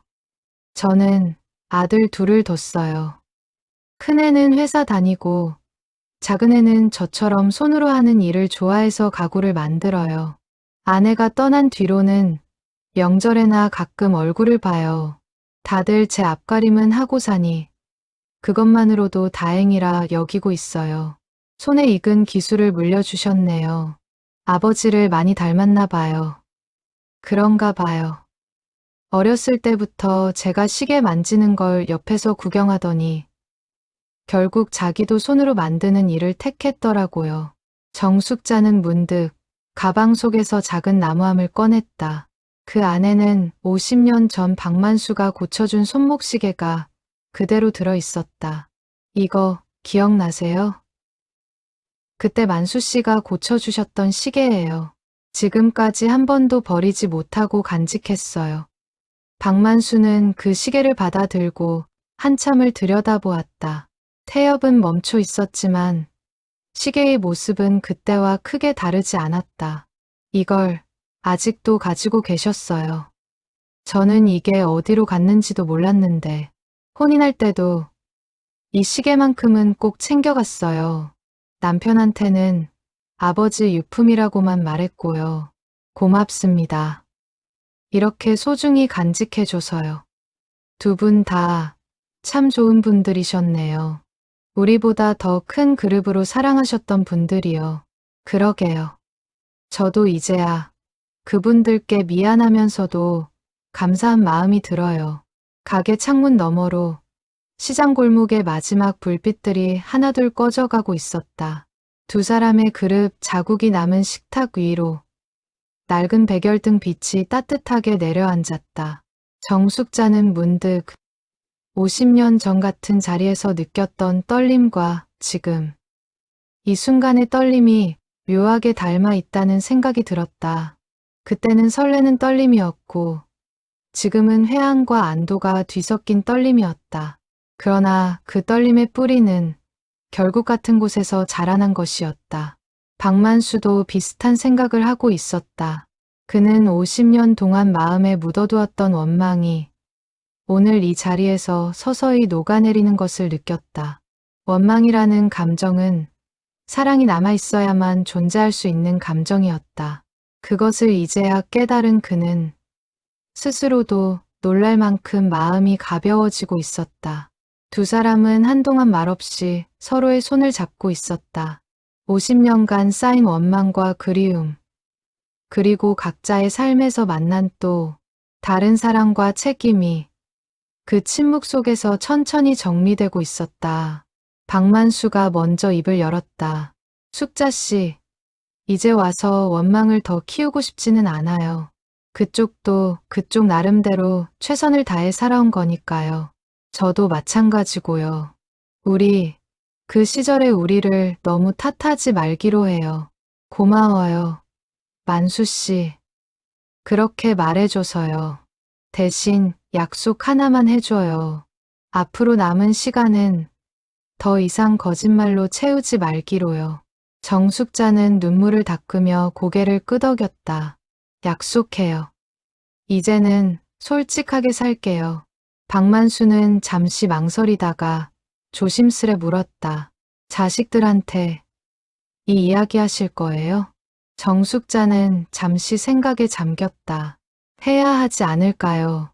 숨기고 만나는 건 이제 와서 또 거짓말을 쌓는 일 같아서요. 만수 씨는 어떻게 생각해요? 저도 같은 마음이에요. 다만 자식들이 어떻게 받아들일지 걱정이 되기는 하네요. 걱정되긴 하지만 우리가 잘못한 건 없잖아요. 그저 50년 전에 헤어졌던 인연을 다시 만난 거니까요. 정숙자는 그 말에 작게 웃었다. 오랜만에 짓는 진심에서 나온 웃음이었다. 한도연은 그 사이 가게 마감 준비를 하며 슬쩍 두 사람 쪽을 살폈다. 두 노인의 표정이 처음 들어왔을 때와는 완전히 달라져 있었다. 무겁게 가라앉아 있던 얼굴에 어느새 옅은 생기가 돌고 있었다. 그녀는 솥 앞에서 국물을 정리하며 할머니가 살아계실 때 이 가게에서 보았다던 수많은 인연들을 떠올렸다. 오늘이야말로 그 인연들 중에서도 가장 특별한 하루가 될 것 같다는 예감이 들었다. 가게 안낡은 라디오에서 흘러나오는 노래가 두 사람의 침묵을 따뜻하게 채워주고 있었다. 한도연은 멀리서 그 모습을 지켜보며 자신도 모르게 미소를 지었다. 50년 전 갈라졌던 두 사람의 마음이 오늘 이 작은 식탁 위에서 다시 하나로 봉합되고 있었다. 일주일 후 정숙자는 딸을 불러 차를 나누었다. 서울 변두리의 작은 카페였다. 딸은 어머니가 무슨 중요한 이야기를 하려는지 짐작하지 못한 채 가볍게 안부를 물었다. 엄마 요즘 어디 다녀오셨다면서요. 동창회 다녀오셨다고 들었는데. 정숙자는 며칠 동안 이 말을 어떻게 꺼낼지 고민했었다. 딸에게 평생 숨겨온 비밀을 이제 와서 털어놓는다는 것이 두렵기도 했다. 그러나 더 이상 거짓으로 덮어두고 싶지 않았다. 정숙자는 잠시 숨을 고른 뒤 천천히 입을 열었다. 사실은 동창회가 아니었어. 옛날에 알았던 사람을 우연히 다시 만났어. 딸은 고개를 갸웃거리며 어머니를 바라보았다. 옛날에 알았던 사람이요? 누구요? 엄마가 너희한테 한 번도 말한 적 없는 이야기인데 엄마 시집 오기 전에 좋아했던 사람이 있었어. 시계 고치는 일을 하던 사람이었지. 그런데 외할머니 빚 때문에 그 사람을 두고 떠나야 했었어. 딸의 눈이 점점 커졌다. 어머니의 입에서 이런 이야기가 나올 줄은 평생 한 번도 짐작하지 못했었다. 그래서 그 사람을 다시 만나신 거예요? 어떻게요? 정숙자는 차분히 국밥집에서 있었던 일을 들려주었다. 가게가 헐린다는 소식, 우연히 옆자리에 앉게 된 일, 그리고 손수건을 통해 서로를 알아본 순간까지. 딸은 그 이야기를 들으며 몇 번이나 눈물을 글썽였다. 엄마, 그동안 그런 마음을 품고 사셨던 거예요? 한 번도 몰랐어요. 말할 수가 없었어. 너희 아버지한테도, 너희한테도 그냥 묻어두고 사는 게 맞다고 생각했었지. 너희 아버지 살아 계실 때도 단 한 번도 입 밖에 낸 적 없었던 이야기야. 아버지는 그때 다 알고 계셨다고 하셨잖아요. 엄마 마음 한쪽이 비어 있다는 거 알고 계셨지. 그런데도 한 번도 그 이유를 캐묻지 않으셨어. 그게 너희 아버지의 방식이었던 것 같아. 묻지 않는 게 배려라고 생각하셨던 거지. 딸은 한참 동안 말없이 찻잔을 만지작거렸다. 어머니의 삶에 그런 깊은 그늘이 있었다는 것을 이제껏 한 번도 알지 못했다는 사실이 마음을 무겁게 했다. 그래서 이제 어떻게 하실 거예요? 그분이랑. 정숙자는 잠시 망설이다가 솔직하게 답했다. 가끔 만나면서 지내보려고 해. 거창한 건 아니야. 그냥 남은 시간만큼은 서로 솔직하게 지내고 싶어서. 딸은 한참 동안 어머니의 손을 가만히 잡고 있었다. 엄마, 저는 괜찮아요. 오히려 엄마가 그동안 혼자 그 마음을 짊어지고 사셨다는 게 더 마음 아파요. 이제라도 엄마 행복하게 지내세요. 정숙자는 딸의 말을 들으며 눈물을 흘렸다. 걱정했던 것과는 달리 딸은 진심으로 어머니를 이해해 주었다. 엄마, 한 가지만 물어봐도 돼요? 그분 만나면 행복하세요? 정숙자는 잠시 생각에 잠겼다가 작게 웃으며 답했다. 행복하다는 말이 맞는지는 모르겠어. 근데 마음이 가벼워졌어. 50년 동안 짊어지고 있던 짐을 이제야 내려놓은 느낌이야. 그거면 충분해요. 엄마. 비슷한 시각, 박만수도 작은 아들과 마주 앉아 있었다. 그는 며칠 전부터 이 이야기를 어떻게 전할지 고민하다가 결국 가장 솔직한 방법을 택하기로 했다. 아들의 집 근처 식당에서 그는 천천히 입을 열었다. 아들아, 아버지가 할 말이 있다. 아들은 평소와 다른 아버지의 표정에 긴장한 듯 자세를 고쳐 앉았다. 무슨 일이세요?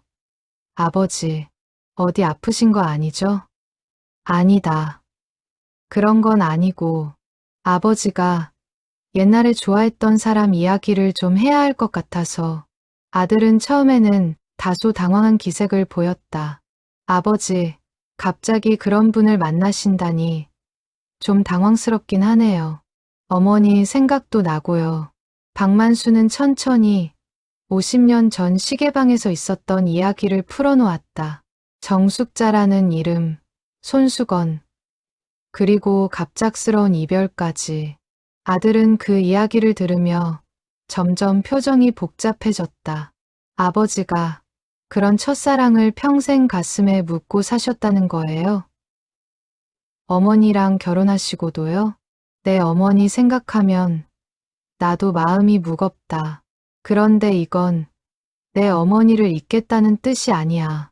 그냥 50년 전에 풀지 못한 마음의 짐을 이제라도 정리하고 싶은 거야. 내 어머니도 살아 계실 때 그런 내 마음을 어느 정도는 알고 계셨을 거다. 그래도 끝까지 나를 떠나지 않고 곁에 있어 주셨지. 아들은 한동안 말없이 아버지를 바라보다가 천천히 고개를 끄덕였다. 아버지가 그동안 혼자 그런 마음 안고 사셨을 거라고는 생각도 못했어요. 어머니도 아마 이해해 주실 것 같아요. 두 분 사이가 그렇게 나쁘지 않았다는 거 저도 알고 있었으니까요. 아버지가 어머니를 진심으로 아끼셨다는 것도 잘 알고 있고요. 고맙다. 이렇게 받아줘서. 다만 아버지, 솔직히 처음엔 좀 혼란스럽긴 해요. 그래도 아버지가 행복하셨으면 좋겠어요. 그게 더 중요한 것 같아요. 대신 천천히 가세요. 너무 급하게 결정하지 마시고요. 박만수는 아들의 말에 고개를 끄덕였다. 그 또한 서두를 생각은 없었다. 50년을 기다려온 마음이었으니 이제 와서 급할 이유가 없었다. 며칠 후 정숙자와 박만수는 다시 선창리 3대 국밥에서 만났다. 가게는 이제 정말 며칠 후면 문을 닫을 예정이었다. 두 사람은 마지막으로 그 식탁에 나란히 앉았다. 가게 벽에 붙어있던 재개발 안내문은 이제 더 크고 선명한 글씨로 바뀌어 있었고 골목을 오가는 사람들의 발걸음도 한결 줄어 있었다. 자식들한테 다 말씀하셨어요? 네, 다들 생각보다 잘 받아들여 줬어요. 만수 씨는요? 저도요. 아들이 천천히 가라고 하더라고요. 맞는 말이네요. 우리 천천히 가요. 두 사람은 마주 보며 웃었다. 창밖으로 비치는 시장 골목의 풍경이 이제 곧 사라질 것을 알기에 더욱 애틋하게 느껴졌다. 딸이 그러더라고요. 제가 행복하면 그걸로 충분하다고요. 제 아들도 비슷한 말을 했어요. 자식들이 우리보다 더 넓은 마음을 가지고 있나 봐요. 그러게요. 우리가 그 나이였을 땐 부모님 뜻을 거스르는 게 상상도 안 됐는데 지금 우리 자식들은 우리 마음을 먼저 헤아려 주네요. 박만수는 그 말에 깊이 고개를 끄덕였다. 시대가 변한 거겠죠. 그래도 자식들이 이렇게 마음을 열어줘서 참 다행이에요. 솔직히 가장 걱정했던 부분이었거든요. 저도요. 자식들이 혹시 돌아가신 아버지를 욕되게 한다고 생각할까봐 그게 가장 두려웠어요. 그럴 리가요. 오히려 숙자 씨가 그동안 얼마나 책임감 있게 살아오셨는지를 그 이야기 속에서 더 잘 알게 됐을 거예요. 한도연은 마지막 영업일을 앞두고 평소보다 더 정성스럽게 국물을 끓이고 있었다. 그녀에게도 이 가게에서의 마지막 며칠이 특별한 의미로 다가오고 있었다. 솥 앞을 지키는 손길에도 평소와는 다른 무게가 실려 있었다. 그녀는 두 사람의 식탁으로 다가와 조심스레 물었다. 두 분, 이 가게 문 닫기 전에 마지막으로 부탁이 하나 있는데요. 뭔데요? 두 분 사진 한 장 찍어드리고 싶어요. 이 가게의 마지막 손님으로 또 가장 특별한 인연으로요. 제가 나중에 이 자리에 새로 가게를 열게 되면 그 사진 걸어두고 싶어서요. 정숙자와 박만수는 서로를 바라보며 웃었다. 좋아요. 그렇게 해요. 한도연은 낡은 휴대전화를 꺼내 창가 자리에 나란히 앉은 두 사람의 모습을 사진에 담았다. 빛바랜 식탁 위로 50년의 시간을 건너온 두 사람의 웃음이 따뜻하게 번지고 있었다. 사진 속 두 사람의 표정에는 더 이상 머뭇거림이나 두려움이 남아있지 않았다.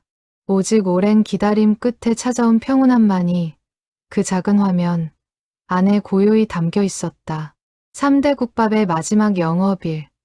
시장 골목은 평소보다 사람이 많았다. 오랜 단골들이 마지막 인사를 건네러 하나둘 찾아왔고 한도연은 종일 분주하게 솥 앞을 지켰다. 어린 시절 이 가게에서 자랐다는 중년 남자는 눈물을 글썽이며 사진을 찍어갔고 백발이 다 된 할머니는 손녀의 손을 잡고 와 마지막으로 국밥 한 그릇을 청했다. 가게 안은 슬픔과 그리움이 뒤섞인 묘하게 따뜻한 공기로 가득했다. 정숙자와 박만수도 그날 가장 먼저 가게를 찾은 손님 중 하나였다. 두 사람은 평소보다 조금 일찍 도착해 늘 앉던 그 자리에 나란히 앉았다. 가게 안 곳곳에는 오랜 세월의 흔적이 담긴 사진들과 손님들이 남기고 간 짧은 편지들이 붙어 있었다. 누군가는 어린 시절의 추억을, 누군가는 부모님과의 마지막 식사를 떠올리며 짧은 글귀를 남겨두었다. 오늘이 마지막이라니 마음이 이상하네요. 정숙자가 창가 자리에 앉으며 말했다. 박만수도 그 옆에 앉아 가게 안을 천천히 둘러보았다. 낡은 형광등 불빛 아래 시간이 켜켜이 쌓인 흔적들이 고요히 자리를 지키고 있었다. 그러게요. 이 자리가 없어진다니 우리 인연의 절반이 사라지는 것 같은 기분이에요. 그래도 우리가 다시 만난 자리는 영원히 기억에 남을 거예요. 가게가 없어져도 그 기억은 안 없어지니까요. 한도연이 두 사람에게 마지막 국밥을 내왔다. 평소보다 더 정성스럽게 끓인 국물이었다. 오늘은 제가 그냥 드릴게요. 두 분 덕분에 이 가게가 더 특별한 곳이 된 것 같아서요. 아니에요. 받아야죠. 마지막 영업인데. 정숙자가 손을 내저으며 말했지만 한도연은 끝내 돈을 받지 않았다. 할머니가 살아 계셨다면 분명 저랑 똑같이 했을 거예요. 이 자리에서 맺어진 인연한테는 항상 더 큰 그릇을 내주셨다고 하더라고요. 두 사람은 그 마음에 감사하며 천천히 마지막 국밥을 비웠다. 창밖으로는 시장 골목을 정리하는 인부들의 모습이 보였다. 곧 철거가 시작될 예정이었다. 오랜 세월을 지켜온 간판도 오늘을 끝으로 내려질 터였다. 식사를 마친 후 정숙자는 가방에서 작은 나무함을 꺼냈다. 그 안에는 50년 전 박만수가 고쳐준 손목시계가 들어 있었다. 이거 만수 씨한테 돌려드리려고 가져왔어요. 이제는 만수 씨가 가지고 있는 게 맞는 것 같아서요. 박만수는 나무함을 열어보고는 한동안 말을 잇지 못했다.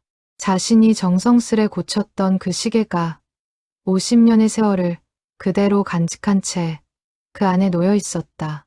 시계 뒷면에는 그가 젊은 시절 새겨 넣었던 작은 흠집이 여전히 남아 있었다. 이 시계 아직도 째깍거리네요. 제가 다시 한번 손봐드릴까요? 그래 주시면 정말 좋겠어요. 박만수는 그 시계를 조심스레 손에 들고 가슴이 뜨거워지는 것을 느꼈다. 50년 전 이 시계를 처음 고쳤을 때의 마음과 지금 이 순간의 마음이 조금도 다르지 않았다. 그는 시계를 귀에 가까이 대고 희미한 째깍 소리를 들었다. 그 소리가 마치 50년 전 그날로 돌아가는 듯한 느낌을 주었다. 그는 가게 한쪽의 작은 돋보기를 빌려 그 자리에서 시계 뒷면을 천천히 살펴보았다. 태엽은 녹슬었지만 부품들은 여전히 온전했다. 그는 손끝으로 조심스레 태엽을 풀고 다시 감아보았다. 50년 동안 멈춰있던 톱니바퀴가 그의 익숙한 손길 아래 다시 미세하게 움직이기 시작했다. 움직여요. 정말 다시 움직여요. 정숙자가 놀란 눈으로 시계를 바라보며 말했다. 박만수는 옅게 웃으며 시계를 그녀의 손에 다시 올려주었다. 이상하죠. 같은 시계 소리인데 50년 전이랑 지금이 똑같이 들려요. 시계는 변하지 않으니까요. 변한 건 우리 두 사람뿐이에요. 아니에요. 변하지 않은 것도 있어요. 이 시계를 보던 우리 마음만큼은요. 숙자 씨, 제가 하나 묻고 싶은 게 있어요. 네, 말씀하세요. 우리 남은 시간 동안 가끔 만나는 것 말고 좀 더 가까이서 서로를 돌보면서 지내볼 수 있을까요? 너무 빠른 이야기라면 천천히 생각해봐도 돼요. 정숙자는 그 말을 듣고 잠시 침묵했다. 가슴 깊은 곳에서 여러 감정이 동시에 일었다. 두려움과 기대, 그리고 오랫동안 잊고 지냈던 설렘이었다. 저도 같은 생각을 하고 있었어요. 다만 너무 늦은 나이에 이런 결정을 한다는 게 조금 부끄럽기도 하고요. 부끄러울 일이 뭐가 있어요. 우리는 그저 50년 전 끝맺지 못한 이야기를 이제야 제대로 끝맺으려는 거예요. 정숙자는 그 말에 환하게 웃었다. 맞아요. 늦었지만 이제라도요. 구체적으로는 어떻게 하면 좋을까요? 제가 사는 곳은 여기서 좀 머니까요. 저도 서울에서 사니까 비슷한 거리겠네요. 굳이 한쪽이 다 옮길 필요는 없을 것 같아요. 서로 자주 오가면서 천천히 맞춰가면 되지 않을까요? 좋은 생각이에요. 너무 큰 결정을 서두르기보다는 일단 자주 만나면서 서로의 일상에 익숙해지는 게 먼저일 것 같아요. 한 달에 한두 번은 꼭 만나기로 해요. 그리고 매주 전화도 하고요. 그동안 못한 이야기들이 아직도 너무 많이 남아 있잖아요. 박만수는 그 말에 깊이 고개를 끄덕였다. 맞아요. 50년치 이야기를 이제부터 천천히 풀어가야죠. 평생 걸려도 다 못할 것 같지만요. 두 사람은 마주 보며 웃었다. 그 웃음 속에는 더 이상 망설임이나 두려움이 보이지 않았다. 오직 앞으로 함께 보낼 시간에 대한 기대만이 자리하고 있었다. 창밖으로 비치는 저녁 햇살이 두 사람의 얼굴 위로 따뜻하게 내려앉고 있었다. 한도연은 두 사람의 모습을 멀리서 지켜보며 마지막으로 가게 간판을 한 번 더 올려다보았다. 3대 국밥이라는 이름이 오늘로 이 자리에서의 역사를 마감하고 있었다. 그러나 그 안에 담긴 수많은 인연들은 사람들의 마음속에서 계속 이어질 것이었다. 그녀는 두 사람의 식탁으로 다가가 마지막으로 따뜻한 숭늉 두 그릇을 더 내려놓았다. 이거 제가 드리는 마지막 선물이에요. 두 분 이야기 저한테는 정말 큰 선물이었거든요. 사람한테 인연이라는 게 정말 있구나 싶었어요. 고마워요, 아가씨. 우리야말로 이 가게가 아니었으면 다시 만나지 못했을 거예요. 저 다음에 새로 가게를 열면 꼭 연락드릴게요. 그때 두 분 다시 첫 손님으로 와주세요. 자리도 똑같이 창가 쪽으로 마련해 둘게요. 그럴게요. 약속해요. 가게 밖으로는 어느새 철거를 준비하는 인부들이 모여들고 있었다. 정숙자와 박만수는 천천히 자리에서 일어나 마지막으로 가게 안을 둘러보았다. 낡은 식탁, 빛바랜 사진, 그리고 두 사람이 처음 마주 앉았던 창가 자리까지 모든 것이 곧 사라질 풍경이었지만 두 사람의 기억 속에서는 영원히 남을 장면이었다. 두 사람은 가게 문을 나서며 마지막으로 간판을 한 번 더 바라보았다. 50년 전 그날처럼 두 사람은 나란히 서서 같은 풍경을 바라보고 있었다. 다른 것은 이번에는 서로의 손을 굳게 맞잡고 있다는 점이었다. 시장 골목을 빠져나오는 길, 정숙자가 문득 걸음을 멈추고 박만수를 바라보았다. 만수 씨, 우리 다음 달에 저 위쪽 방파제에 한번 가볼까요? 옛날에 자주 갔던 그곳이요. 좋죠. 그때는 노을 색깔을 자수에 담기 어렵다고 했었잖아요. 지금이라도 한번 다시 도전해보는 게 어때요? 정숙자는 그 말에 크게 웃었다. 그래요. 이번엔 제대로 한번 담아볼게요. 두 사람은 그렇게 천천히 시장 골목을 빠져나갔다. 철거를 앞둔 건물들 사이로 두 사람의 그림자가 길게 늘어지며 따라오고 있었다. 50년 전 헤어졌던 그 골목에서 두 사람은 이제 같은 방향을 향해 함께 걸어가고 있었다. 골목 끝에 다다랐을 때 정숙자가 잠시 걸음을 멈추고 뒤를 돌아보았다. 철거를 앞둔 가게들의 모습이 저녁 어스름 속에서 마지막 빛을 받아 희미하게 빛나고 있었다. 그녀는 그 풍경을 마음속에 한 번 더 새겨넣듯 오래 바라보았다. 그리고 다시 박만수의 손을 굳게 잡고 새로운 길을 향해 걸음을 옮겼다. 1년이 지났다. 선창리 시장 골목은 완전히 새로운 모습으로 바뀌어 있었다. 옛 시장 자리에는 작은 공원과 산책로가 들어섰고 그 한쪽 모서리에는 새로 지어진 작은 식당 건물이 자리하고 있었다. 간판에는 낯익은 이름이 걸려 있었다. 3대 국밥. 한도연이 다짐했던 대로 새 자리에서 다시 문을 연 것이었다. 가게 문을 열고 들어서자 벽에 걸린 빛바랜 흑백 사진 옆으로 새로운 사진 한 장이 나란히 걸려 있었다. 창가 자리에 앉아 환하게 웃고 있는 두 노인의 모습이었다. 한도연이 약속했던 대로 마지막 영업일에 찍은 그 사진을 새 가게에 걸어둔 것이었다. 사진 아래에는 작은 글씨로 50연 2년이라는 짧은 문구가 적혀 있었다. 그날 정숙자와 박만수는 새로 문을 연 가게의 첫 손님으로 다시 찾아왔다. 두 사람은 1년 전 했던 약속을 떠올리며 창가 자리에 나란히 앉았다. 공원 산책로를 따라 늘어선 나무들은 아직 어렸지만 봄볕을 받아 푸르게 빛나고 있었다. 시장이 있던 자리라고는 믿기 힘들 만큼 풍경은 완전히 달라져 있었다. 그러나 가게 안으로 들어서면 예전 그 냄새와 그 온기만큼은 고스란히 남아 있었다. 한도연은 옛 가게에서 쓰던 낡은 식탁 하나를 그대로 옮겨와 가장 좋은 자리에 놓아두었다. 정숙자와 박만수가 앉은 바로 그 식탁이었다. 이 식탁, 일부러 가져오신 거예요?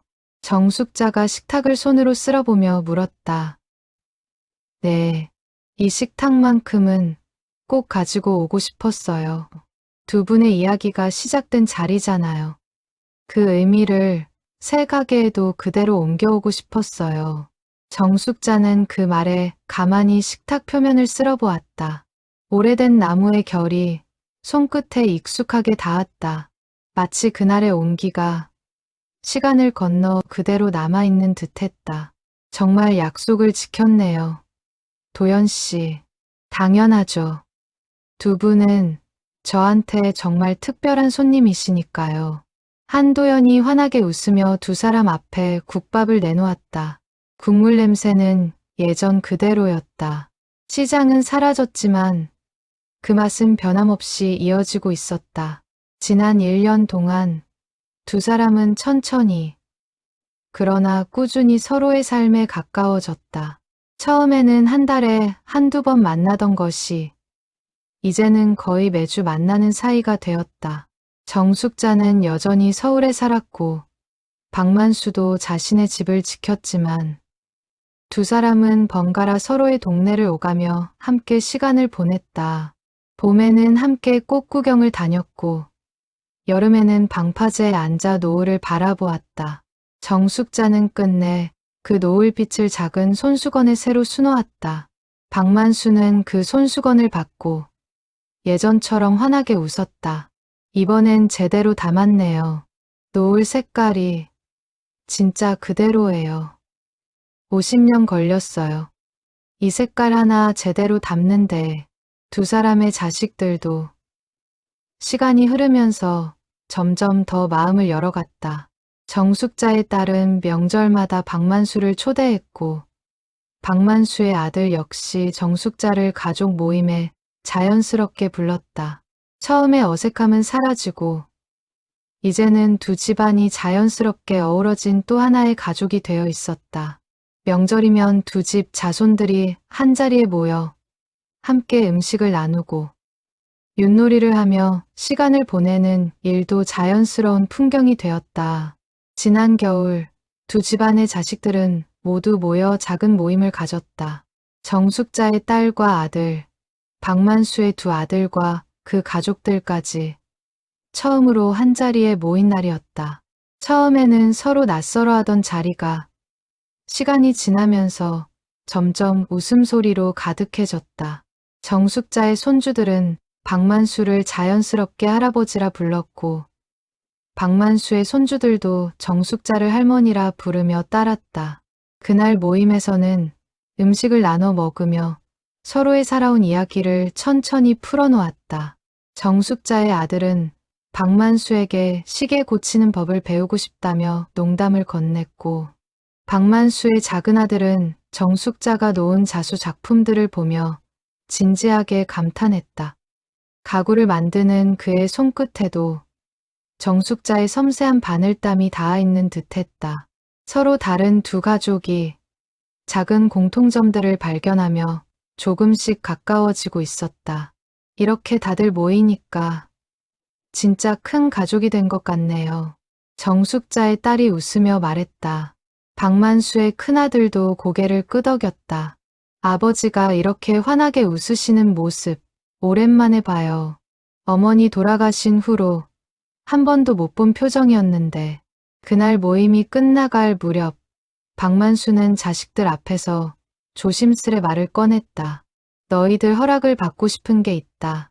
숙자 씨랑 정식으로 혼인신고를 하고 싶구나. 거창한 결혼식은 필요 없고 그냥 서류상으로라도 서로의 가족이 되고 싶어서. 자식들은 잠시 서로를 바라보다가 이내 환하게 웃으며 동의했다. 아버지, 진작 그러셨어야죠. 저희는 처음부터 찬성이었어요. 정숙자의 아들도 거들었다. 어머니, 축하드려요. 이제는 정말 두 분이 한 가족이 되시는 거네요. 봄이 되어 두 사람은 조용히 혼인신고를 마쳤다. 화려한 예식은 없었지만 양쪽 자식들이 모두 모여 작은 식사 자리를 함께했다. 그 자리에서 박만수는 정숙자에게 50년 전 건네지 못했던 놀이개를 마침내 전했다. 이거 50년 전에 드리려고 했던 거예요. 너무 오래 걸렸죠. 정숙자는 그 놀이개를 받아들고 한참을 말없이 바라보다가 끝내 눈물을 흘렸다. 늦었지만 정말 고마워요. 이렇게 다시 시작할 수 있을 거라고는 정말 생각도 못했어요. 정숙자가 국밥을 뜨며 조용히 말했다. 저도요. 50년 전 그 자리에서 헤어졌을 때는 다시는 못 볼 거라고 생각했었죠. 그런데 이렇게 같은 자리에서 다시 만나고 새로운 시간을 쌓아가고 있네요. 가게는 새로 지어졌지만 우리 인연은 그대로 이어지고 있는 것 같아요. 맞아요. 사람도 가게도 다 변했는데 변하지 않은 게 딱 하나 있죠. 박만수는 그 말에 깊이 고개를 끄덕이며 손목에 찬 낡은 시계를 가만히 들여다보았다. 50년 전 자신이 고쳤던 그 시계는 지금도 변함없이 째깍거리고 있었다. 멈췄던 시간이 다시 움직이기 시작하면 그 시간은 결코 헛되이 흐르지 않는다는 것을 그는 이제 알고 있었다. 창밖으로는 새로 조성된 공원에서 아이들이 뛰어노는 소리가 들려왔다. 시장이 있던 자리는 변했지만 그 위로 새로운 삶들이 자라나고 있었다. 정숙자와 박만수는 그 풍경을 바라보며 오랫동안 함께 미소를 지었다. 식사를 마친 두 사람은 가게를 나서 천천히 공원 산책로를 걸었다. 한때 시장 골목이었던 그 길 위로 봄꽃이 흐드러지게 피어 있었다. 정숙자는 걸음을 멈추고 어느 한 자리를 가만히 내려다보았다. 여기가 옛날에 자수방이 있던 자리예요. 정확히 이 즈음이었던 것 같아요. 이쪽은 제 시계방이 있던 자리네요. 신기하게도 그리 멀지 않은 거리였어요. 두 사람은 그 사실에 작게 웃음을 터뜨렸다. 50년 전에도 두 사람의 거리는 그리 멀지 않았던 것이다. 다만 마음을 잇는 다리가 너무 늦게 놓였을 뿐이었다. 한도연은 주방에서 국물을 끓이며 가게 벽에 걸린 두 사람의 사진을 다시 한번 바라보았다. 할머니가 늘 하시던 말이 떠올랐다. 이 자리에서 맺어진 인연은 깊어진다는 말. 그녀는 이제 그 말의 의미를 누구보다 깊이 이해하고 있었다. 가게 안 라디오에서는 여전히 낮은 트로트 가락이 흘러나오고 있었다. 창가 자리에 나란히 앉은 두 노인의 모습 위로 따뜻한 햇살이 부드럽게 내려앉고 있었다. 50년 전 끝났던 이야기가 50년 후 같은 자리에서 다시 시작되고 있었다. 그리고 그 이야기는 이제 더 이상 거짓말이나 이별로 끝나지 않을 것이었다. 두 사람이 함께 써 내려갈 남은 시간만큼은 온전히 진실하고 온전히 따뜻할 것이었다. 멈췄던 시간도 결국은 다시 움직일 수 있다는 것을 두 사람은 온몸으로 증명해내고 있었다.